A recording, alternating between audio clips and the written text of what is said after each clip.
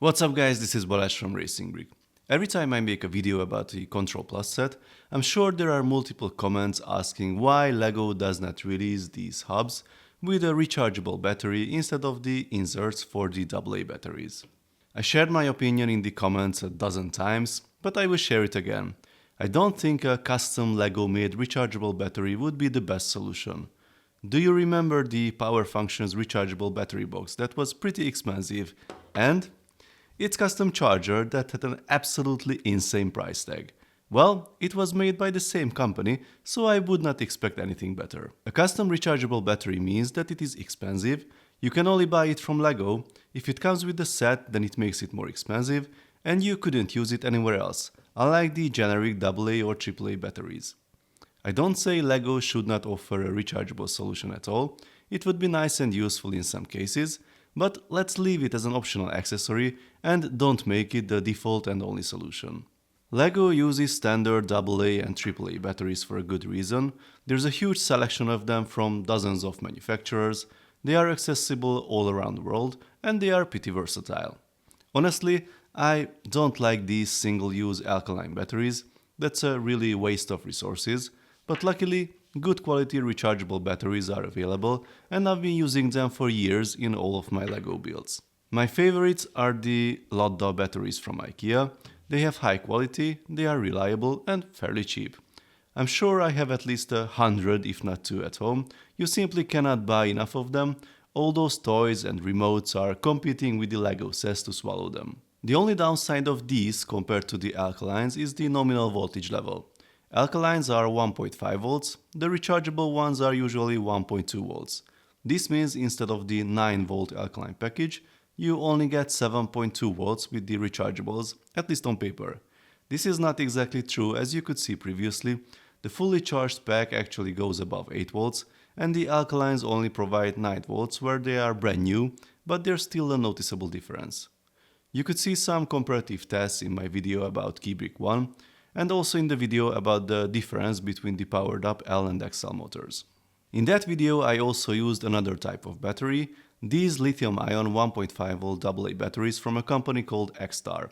I did not really talk about them much back then. I bought a 6-pack with a dedicated charger for that test last summer. I used them ever since. They seem to be much more reliable than the previous batch of nickel zinc batteries I bought a couple of years ago. Those seem to be promising as they provide 1.6 volts, but the reliability was pretty bad. Half of them were dead after 6 months or so. So I was quite happy when XTAR reached out to me and offered their newest charger for a test with a fresh batch of 1.5 volts lithium-ion batteries. Let's see what's in the box. So this is the XTAR BC8 charger. It has 8 charging slots. As you can see, we got the charger and the cable in the box. I also got a separate wall charger.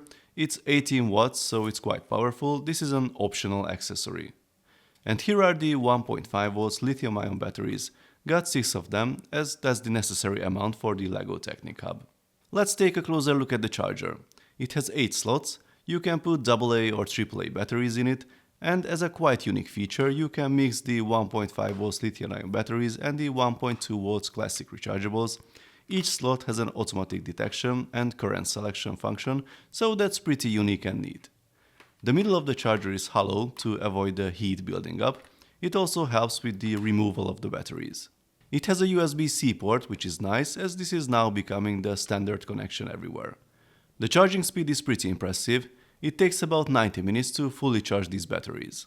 So the BC8 is basically a double-sized version of the BC4 I purchased last year, with a more user and battery-friendly design and QC3 input that allows quicker charging. The BC4 is available for purchase at a lot of places, but the BC8 was launched recently with an Indiegogo campaign. It is already fully funded, but you can still back the campaign.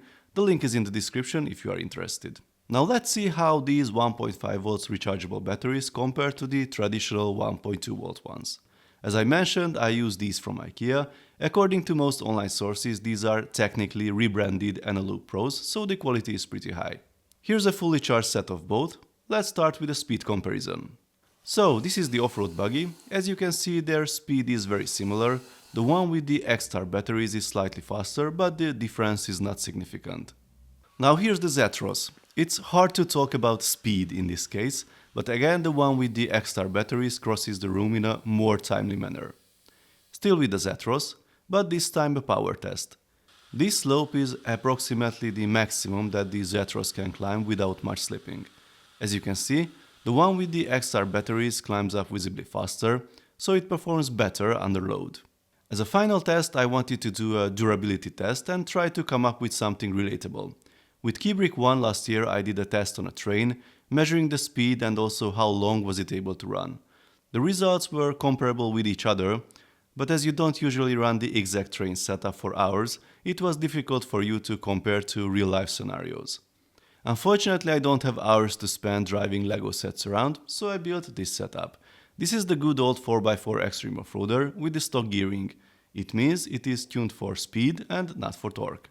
I removed the body and added a second Technic hub to be able to connect 4 sensors. I only have 3 of these light and distance sensors, so the fourth one is the ultrasound distance sensor from the Mindstorm set. Here's the job of the setup. I have my ramp here that I use for most of these tests. The vehicle has a short flat section to gain some momentum, then it goes up the ramp, detects the obstacle, goes back down, detects the obstacle on the other end, then goes up again. Since I cannot set the car to go perfectly straight and there's enough slack in the LEGO system to go sideways after a while anyway, I use 2 sensors at the front and at the rear to detect the distance from the cabinet.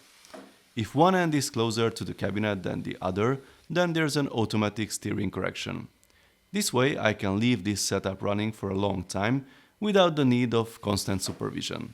The system is not perfect, so it does need some help occasionally, but considering the trends nowadays in the automotive industry, I could still call this a self-driving vehicle easily. So here's the first test with the IKEA Lotto batteries. The batteries won't run totally flat as the car will stop sooner on the ramp, but I think this test is a fairly good simulation of an everyday play scenario with the car when you try to run over obstacles or you try to simply play with it on an uneven surface. As you see, the car gets gradually slower and slower with these batteries, and it stops after 2 hours and 18 minutes. Now let's see the same setup with the fully charged XTAR batteries. This time it took somewhat longer. The vehicle stopped at 2 hours and 36 minutes. I had one interruption in the middle. The axle motor driving the rear axle stopped working, so I had to replace it. It's not completely dead, but not healthy for sure. The XTAR batteries lasted almost 20% longer, but here's another important aspect. I recorded the video at 2 frames per second, but you see the difference. After running 2 hours straight, the one with the XTAR batteries is still significantly faster. That means those batteries hold their voltage level better before running out of power. So to sum it up, I really like these 1.2 volts rechargeable batteries. I think they are great for the LEGO RC sets. The charger also has great features, so I definitely recommend to check these out if you are looking for a better alternative of the regular alkaline batteries for your LEGO sets. Please let me know your thoughts in the comments. If you like this video, then please give it a thumbs up. I also suggest to subscribe with notifications. Lots of exciting LEGO videos and reviews will come later this month. See you next time, bye bye.